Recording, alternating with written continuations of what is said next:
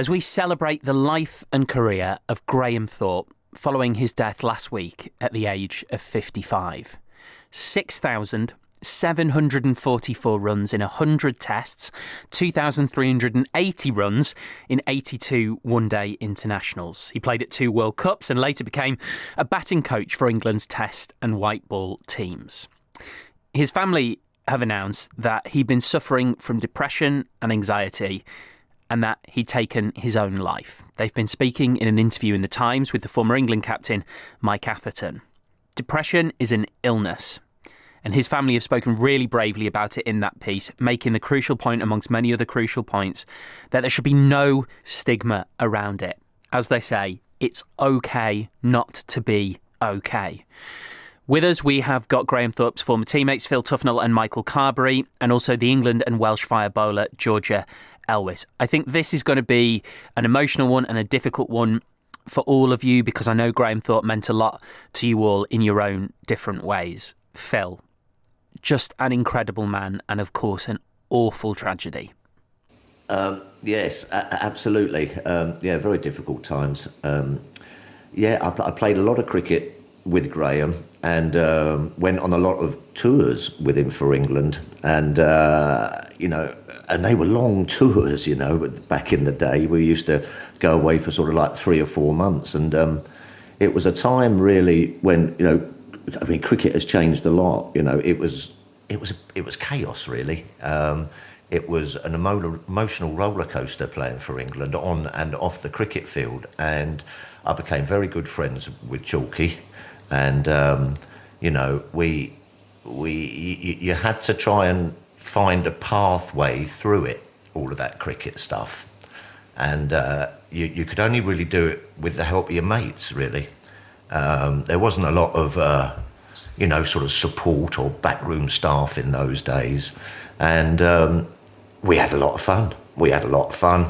He was a supreme player in those days. And, the bloke that everyone wanted to get out in the opposition, and the bloke who I used to, as he walked out the bat, he used to sort of say, "Don't let him get at me, Graham," and he was the one who sort of would go and put a score on for you. I think, Georgia, it's so important for us to, everyone, say such a big thank you to his family as well for the way they've spoken, because they're so right. There shouldn't be a stigma around it. Of course there shouldn't be a stigma around it. It is an illness, and yet it still feels like it needs to be said.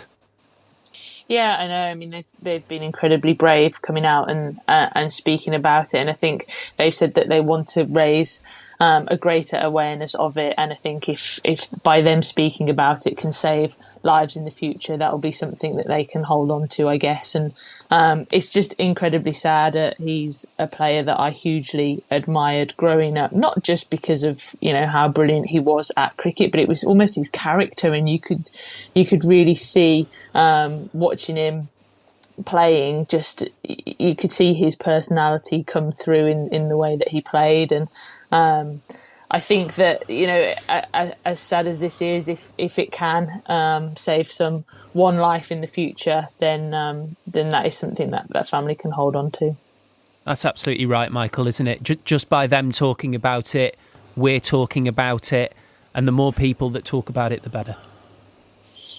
Yeah, absolutely. I've got to be honest, it still feels surreal.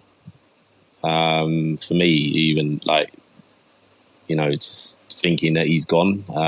He was hugely influential to a lot of us, especially being a kid growing up in Surrey. Started at Surrey in the 90s. Graham Thorpe was the guy, and I think what it throws light on for me, this week is that.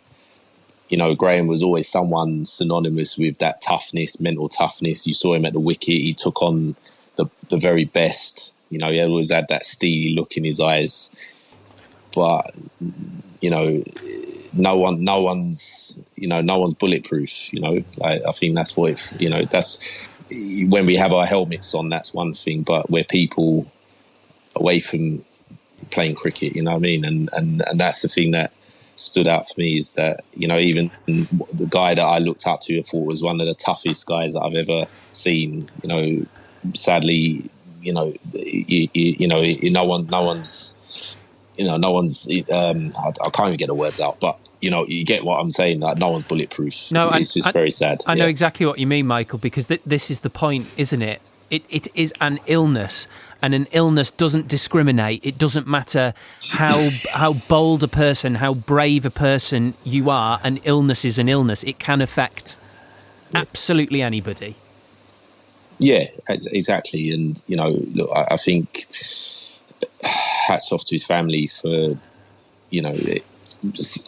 sort of explaining what happened and trying to raise that awareness. And I think the whole cricket family's got their part to play in that as well, and making sure that it's that we do get behind people when they are struggling, and because it's sometimes cricket can feel a bit detached at times, when you're dropped or you finish playing, it can feel a little bit of a detached world. And I think that's sometimes the time to really make sure that we keep in touch with people and just make sure they're travelling okay. And like you say, if you can save one life, I think that's a good thing. Yeah, he loved his bats. He loved his bats. Every time I roomed with him, he used to, didn't he? Do you remember, Carl? Do you remember? I do. Yeah. He all used to go off after training. Yeah. And he used to take about 20 away with him on tour, and he used to get them all out. And, I roomed with him a lot at the end because we we got on so well, and you'd all sort of have a shower and everything, and he'd say, right, what are we doing? We're going out for a drink, or we're going out for something to eat or something. And he'd go, yeah, all right, I'm just gonna fiddle about with my bats for half an hour first. So, all right, I'll see you down in the bar. And he used to put socks round them, and he used to whittle away at his handles, and he used to be always fiddling around and getting that just right grip in his handles, and we'd be about 3 pints deep, and he'd come in, you know what I mean? He'd go, right, sorry lads, I was a bit late. I was just playing with number one, and number three just didn't quite feel quite right, and so I needed to put another rubber on it, you know what I mean? And he was a fantastic bloke. He was a lovely fellow. He had a great sense of humour, dry sense of humour, but always sort of like tried to find a sort of a funny sort of aspect of these long, hard, tough tours. They were tough tours. You'd be away for months, and you'd miss family, you'd miss friends, Christmases away, and we always just then tried to have such a laugh, and the cricket was tough, and you didn't know really where you stood ever, you know what I mean? And so when you'd sort of like then on your downtime, you made sure you went out and had a bit of fun, and tried to embrace the country that you were staying in. And we had such good fun. We some of the times, going up and seeing waterfalls and going to see, all these mad places where you went away on tour, and you'd always do it with your mates. And we became very sort of like close friends. And Calms is right, had an absolute focus when he played. When he played, it doesn't matter what situation you were in, and we were usually in a bit of trouble, and we hadn't scored too many. And then he never saw it as a kind of like, oh, well, this is irreparable. He'd always go out and try and see a way through it. And I batted with him a couple of times against the West Indies, and he'd just go, come on, tough, as he said, this is great fun, this is what it's all about. They've got Curtly Ambrose and Courtney Walsh absolutely steaming in. You know what I mean? I'm going, this isn't fun, Graham. He said, this is what it's all about. And he had his look in his eyes, And the little fella was just a little genius with the bat, against the spin bowlers as well. And he helped me a lot through my career on some sort of pretty dark days when you're away and what have you, and things aren't going so well, and you rely on your mates to sort of pull you through, and he was one of them. And this is what we really want to do tonight as well, is celebrate the life of Graham Thorpe. And I mean, what you've just said, Phil, has just illustrated that absolutely perfectly. Well, You talked to Georgia about him being someone you really admired growing up. What did you love about watching Graham Thorpe? I think, a lot of what we've spoken about in terms of his character and always being up for the fight, and his I think his ability to be dogged and determined in his innings, and as Phil said, a fantastic player of spin, and I think somebody who wouldn't belt the ball out the ground but would accumulate and almost tick away, and all of a sudden he's on 50, 60 runs before you know it, and probably one of the first left-handers as well that I really admired growing up, and just somebody who was a real, I guess, traditionalist, purist of the game, and somebody that I really looked up to. What about you, Michael? Oh, where do I start? Well, for me, he was, as I said, he was the guy. You're a left-hander, you're growing up in the 90s, you're a Surrey lad. Graham Thorpe was the person that I looked at. I suppose if you're looking at the way he played the game in that era, he was almost very un-English-like, and I don't mean that like disrespectfully to the players in that era, but he was one of the first guys I really saw take on the short pitch ball and really dominate. I have visions of English batsmen going to the Caribbean when I was young, watching them hop around and stuff, and Graham Thorpe was almost completely opposite. He decided, I'm taking them on. And for me, I looked at that and I wanted to emulate that. And I'm not ashamed to say, I modelled my game very much on Graham Thorpe. He was, Phil tells it beautifully. I've been witness to those days where he used to carry around this little pack, and the physios used to be a nightmare for the physios because they're looking for their tape. Yeah. And most of it is in Thorpe's little bag. He carry around with sandpaper and lolly sticks and toothpicks and you name it, scissors, and he'd be sitting there on his own, just cutting rubbers and 1.5 rubbers, 2 grips. He'll take one off, he'll put more tape, and he was just someone very.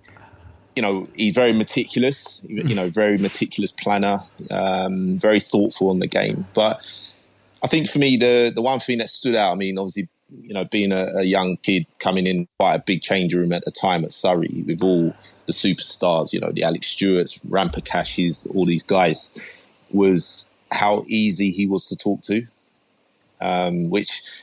when you're a young kid in a big change room, it's already nervous. You're there with your heroes. And I remember the first time he walked in, he walked straight over to my corner and said, "Hi," extended his hand. "Hi, I'm Graham." And I was just sort of like eyes open going, "Oh my God, I can't believe I'm meeting my hero," literally. And a pre-season couldn't get any better than this. The coach, Keith Medlicott, then allowed me to work with him for 3 weeks, feeding the bowling machine. And I was quite happy to just sit there watching this guy practice and go about his thing. And then he said to me, "Get your pads on. I'll feed some balls back to you." Well, it don't get any better than that, does it? I can go to my grave and say, my hero actually threw balls to me, and he taught me my pull shot. And I was at that time I was looking for a sponsor, and I was secretly hoping that Kookaburra was the one to come on board. I wanted the Ridgeback that he used, the yellow Ridgeback. So eventually I end up with Kookaburra. And he's someone you just followed. But the main thing that stood out for me, not to drag on, but was just how easy he was to talk to. Like you felt like you could go to him for anything, and and one thing he'll do is give you honest advice. I'll tell you another thing that just sort of springs to mind as well is, there was a lot of silly things going on in cricket at those times. You know what I mean? You can't shave. You've all got to wear the red top for training, the blue top for this training. You've got to wear the orange top for go running. You know what I mean? You can't have an earring in. You know what I mean? Otherwise, you didn't get picked. And I think that's why we became sort of very close, is because we did sort of have that little bit. Well, I wouldn't say it was rebellious. You know what I mean? But it was just doing things for the sake of doing things. You know what I mean? Which I think that he sort of like was a bit of one of the first people who just said, "Listen, I'm going to go about my business with my bat. I'm going to get behind the team. I'm going to do my stuff. You know what I mean? But don't tell me to go for a 15-mile run when I don't need to go for a 15-mile run. Don't find me if I've got the wrong T-shirt on. You know what I mean? And I haven't had a shave. As you say, I've got Alan Donald, Curtly Ambrose, Courtney Wall steaming in at me. You know what I mean? If I haven't had a shave, it's not the end of the world. Do you know what I mean? And he just sort of like, as you say, it wasn't rebellious, but it was just a sort of a confidence in his own ability with his beloved little bats that he could go out there and do it his way. You know what I mean? And his way. He had, you had to find your way in those days, and he found it, and he sort of like stuck to it. Do you know what I mean? I just think, George, as well. You know when people say like never meet your heroes. The reason people say that is if you do meet your hero, you have built that person up so much that it is almost impossible for it to be a positive experience because you've made them perfect in your mind. So it says so much, doesn't it? The story that Michael just told about having not just a positive experience, but almost the perfect experience of meeting a hero. That's almost impossible to have. Yeah, it is. It says a lot about him, doesn't it? I think I had a couple of interactions with him when he was coaching the England Lions at Loughborough, and England women used to train there. And he'd be in the net next to us, and he'd be, throwing balls at the lads. But he'd always say hello. He'd always come and offer his support. And you just think, for somebody who's that busy, for somebody who's been that successful, to still, want to give back even to the women's game, where he's not necessarily involved in it, but he's still happy to offer words of wisdom, to say hello, to be welcoming, and to create that England unity between the women and the men. That they were really my only experiences of meeting him, but they left a big impression on me as well. Yeah, and I think that's perhaps why he then sort of decided to go into coaching a little bit, because he saw the sort of the failings of it beforehand. When there was the players, there were the bad boys on the back of the bus, there were the coaches. You know what I mean? And there wasn't that sort of bridge that sort of try to bring everyone together without it being, crikey O'Reilly. I mean, some of the coaches, they used to, Graham, get us some bloody runs, you know what I mean? You know what I mean? It was so pressurised. It was not pressurised, but it was so, it was so intense that I think that he found that, like when he then later on in his sort of coaching career tried to sort of smooth that away and sort of take away, it doesn't matter what T-shirt you wear to training, really. You know what I mean? And just try to get the best out of yourself. And he was a top boy. He was a top boy, Thorpe. This is a nice message, Michael, from Tim, who's messaged us from New South Wales. He says, as an Aussie, Thorpe was the wicket in the late 90s. He was the one bloke that had the better of Warney class. I don't think there is a bigger compliment than that. No, I don't think he gets much bigger than that. As I said, I mean, you look at his record against the Australians at that time. I think he averaged over 45 against, the Australian attack containing McGrath, Warne, Gillespie, Brett Lee, the Damien Fleming, you name it, he's been there. And then you think about the attacks around the world that, you mentioned it, Ambrose, Walsh, Younis, Akram, the names go on and on.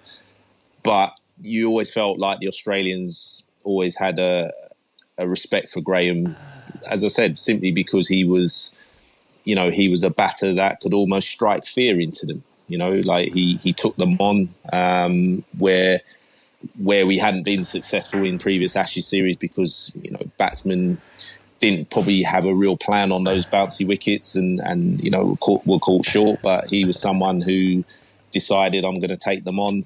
And he had that belief. He had that belief in his ability. Yeah, sure. There's times where he got out, but I never felt it was something that he ever worried about too much. He was always like Phil said. He always had that inner confidence. Not a man who said a great deal.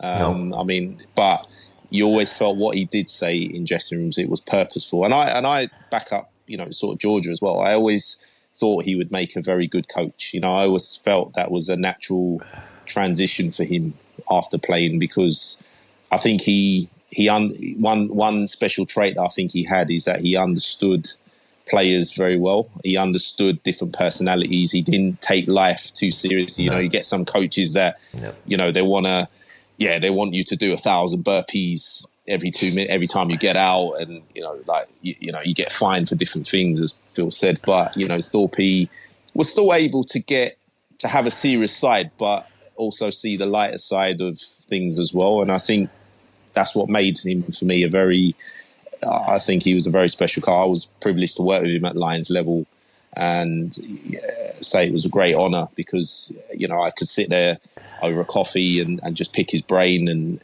you know, it was just, you know, I'll just miss him a lot, I think. Yeah. It was a little funny story that's just popped into me, and we were playing a one-day game at Brisbane, and he'd gone out there and sort of saved us a little bit and got us a total, and I was 12 man, and it must have been, I don't know, about 42 degrees or something, and anyway, he's batted out there and he's getting stuck in and what have you, and then he's come off and he's sort of fainted.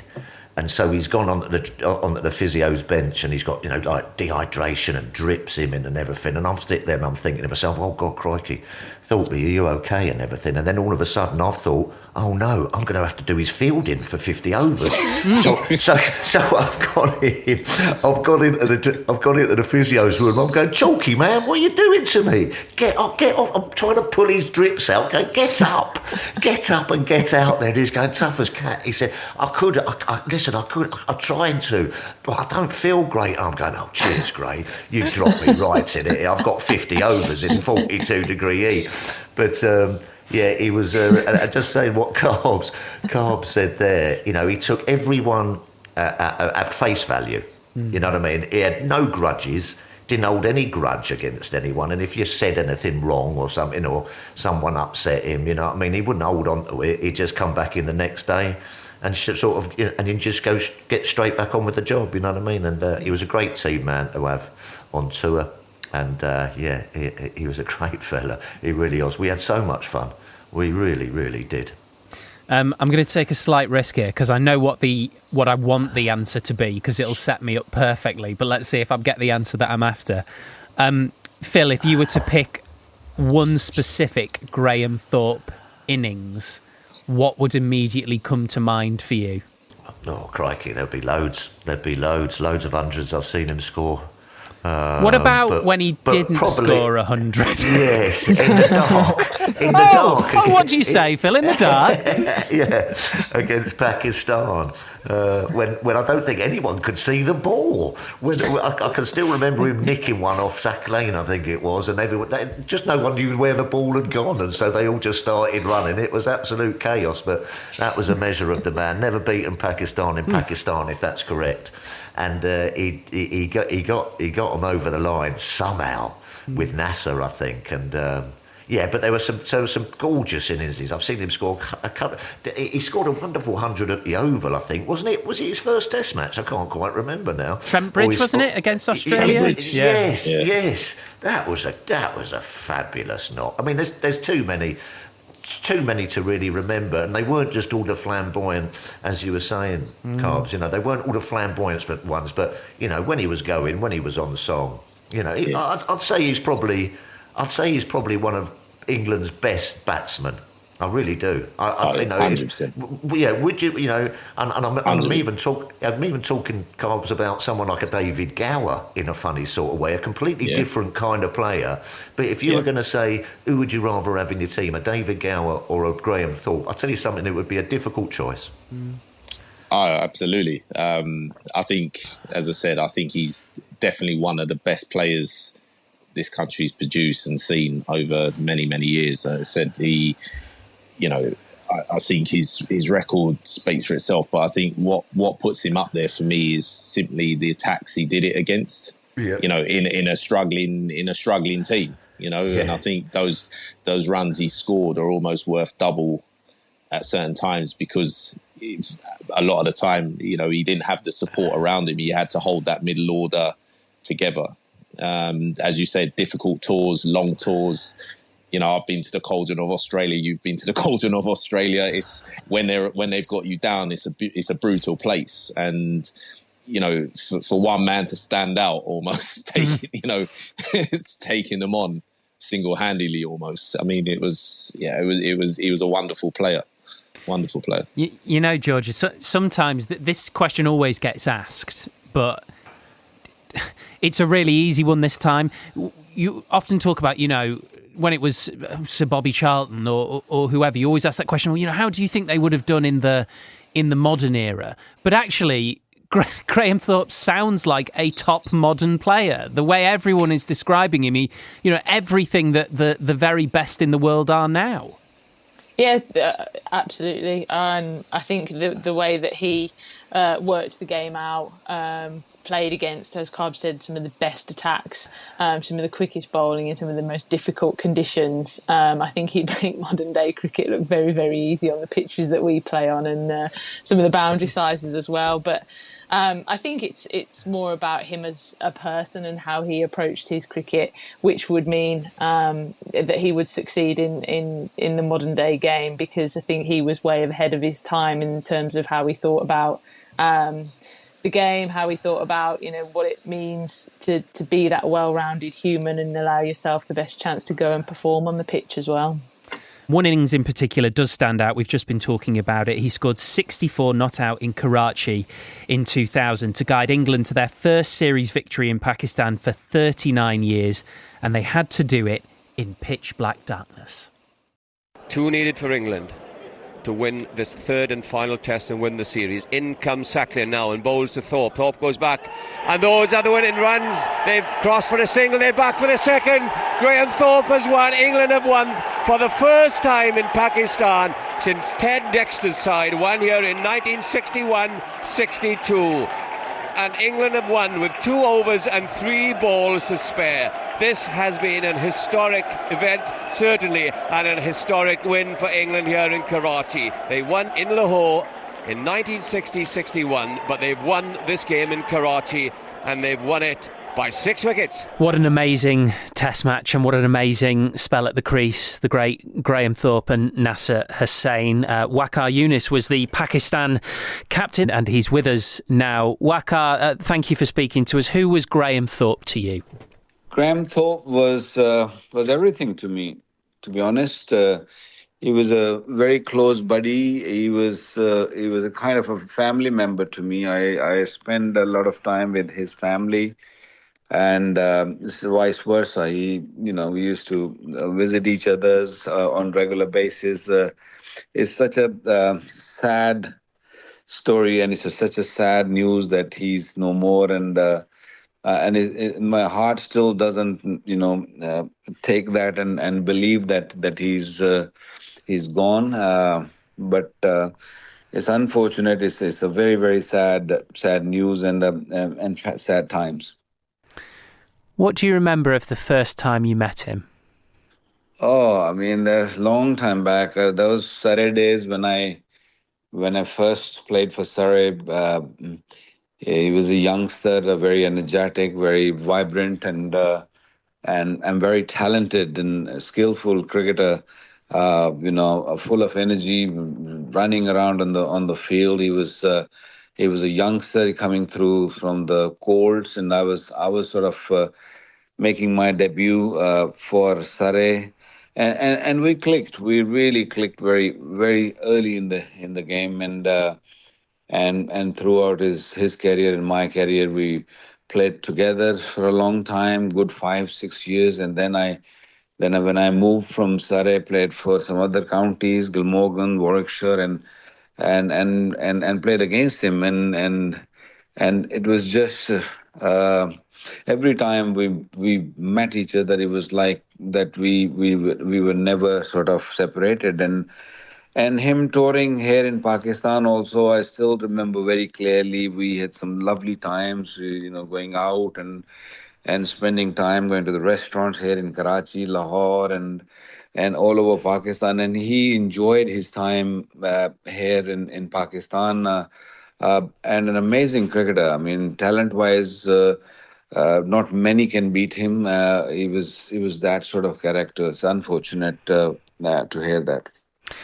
Well, let's talk about that time in Pakistan then. And of course, there is a night above all nights that as England fans we remember. I'm sure it's the same for Pakistanis as well. Karachi, day 5, Monday, December the 11th, 2000, and nobody could see anything. Yeah, yeah. It was indeed very similar.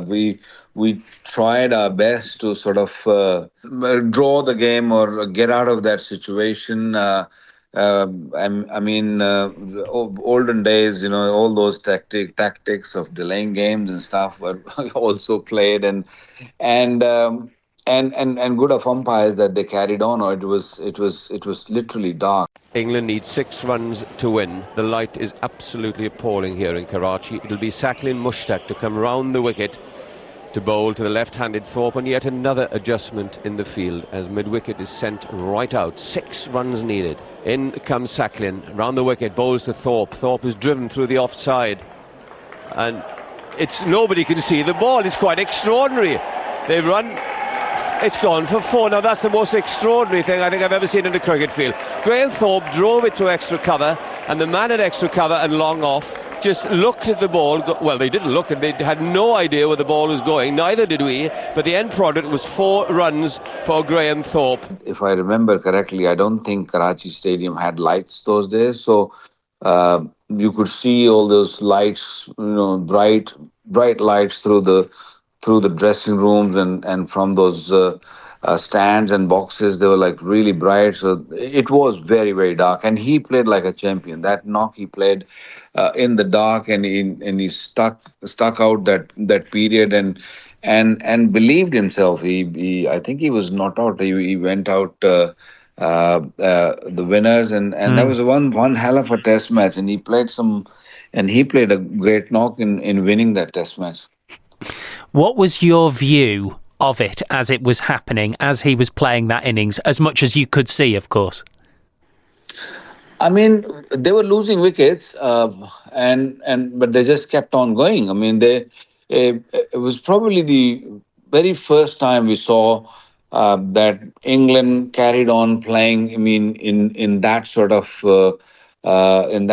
light, because playing in England all those years and all those older days, we used to have those lights which indicates that the lights is not good, or you can carry on playing or you can't play. I mean, there were no lights, and it was literally very dark, and good of Nas that he believed in his team that they can win this test match, and they carried on playing. And at the end, they managed. And I mean, we had a really good bowling attack, and they managed. I think it played a very pivotal role in England cricket to sort of coming in subcontinent, beating in that Pakistan in that test match, and from there on, I thought that the belief in England side increased heavily, and they became a very fine side. What made him such a special player, do you think? I think he was a very complete player. I mean, his technique was very solid. Cricket over the years have changed, remember that. But in that era, playing against such a quality bowling from around the world, and he managed to get runs in all parts of the world, and that's purely because he had such a solid techniques, and he was very solid in defense, and when he wanted to attack, he was equally good in attacking. So he was a very complete player, and played shots all around the ground, very aggressive when he wanted, and when he wanted to put the shutters down, he was just it was a great number 3 batter England have produced. How will you remember him then, Waqar, before we let you go? Look, I'll remember him. If you talk about cricket, yeah, of course, a great player. But as a friend, he's left a big hole in my life. So I'll remember him as my brother. I mean, you heard Eddie Bevan say it in commentary. I mean, goodness knows what it'd be like for you guys whenever you do any commentary, having to do it in conditions like that, because nobody could see anything. I could just imagine if I was a radio pundit trying to commentate, because I mean, at certain times I've worked for you guys, and sometimes when the sun's a bit low, you find difficulty. I mean, and that's with floodlights. So can you imagine in the pitch black in Karachi trying to find where the ball's gone, trying to work out what's happened, fielders just sort of arms out raised. Yeah, it was this art carnage. But in amongst it all, it was a beautiful moment, because it had been so long that England hadn't won overseas in Pakistan for many, many years, and it just, for me, that moment just summed up Graham, really. The feeler headband, that tatty headband he used to wear. I used to watch that thing drying on the radiator at Surrey, and it's like, being the young 12th man, you sort of having to, here you go, mate, sort of hand it to him, and it was full of holes, but he just loved that thing, and he would always go on, and then it would be the floppy hat, wouldn't it, Tuffers, or it'd be the helmet, but it was very very Graham. I'll tell you something. They've got it easy now, these boys. That was when you had to earn every single victory with the sweat and the blood. You had to win. You know what I mean? You had to somehow get yourself over the line. And interesting what Waqar was saying there a little bit, actually. That team, the confidence levels were very, very low around that time, because it was, as I said earlier, it was a little bit in chaos. But then he was the main sort of like effect that got that confidence going again, I think, you know what I mean, in the guys to go out there and face off against these wonderful sides, who, let's be fair, were giving us a bit of a thrashing, you know what I mean? But he started to try and sort of turn that around through his own performance, and that getting it over the line, get over the line at all costs. Don't get a flashy 50 and think you've done your job, He'd make sure that you got the job done. I also just think, George, as well, that he would have absolutely slotted in seamlessly to the England era just after him. So people remember it was such a big story when Kevin Peterson was picked for the Ashes series, which actually in 2005 was the one where, players became even more rock stars than they were, if you like. That amazing series which captured the nation, and everything came with it, with, the falling out of Buckingham Palace and Downing Street and all that kind of thing. He would have been right amongst that, I'm sure. Absolutely. I think, my vivid memories of him, it was the player who had the blue, wasn't he, on the side of his helmet, and I just think like that nobody else had that in that era, and that made him stand out. And I think then the way that he played as well, I think he would have fitted into any team. I think he was that kind of player. I think he'd got all the shots. He knew exactly how he was going to take the bowlers down, and sounds like he was a really fantastic role model and person in the dressing room as well, more importantly. Right, we've still got a few minutes left, and I just thought it would be good just to kind of get, how you will remember Graham Thorpe from all of you. So Phil, why don't you kick us off? I'm just going to say I loved him like a brother, simple as that, and he'll be hugely missed. Yeah. Michael? He was my hero, simple as that, and he had a huge part in my life, and helping me in my developing years, and I'm with Phil on that. I'll just miss him greatly. Same. A hero growing up, somebody that I really looked up to, somebody that made me fall in love with the game, and especially the way that he played it. And then latterly, when I got to meet him, a fantastic human being. Well said, all of you, and well done, all of you. I know that was really, really difficult for all of you. I just want to say as well, if anybody listening has been affected by any of the issues that we've been discussing, you can find details of organisations who can help via the BBC Action Line. It's www.bbc.co.uk/Action Line.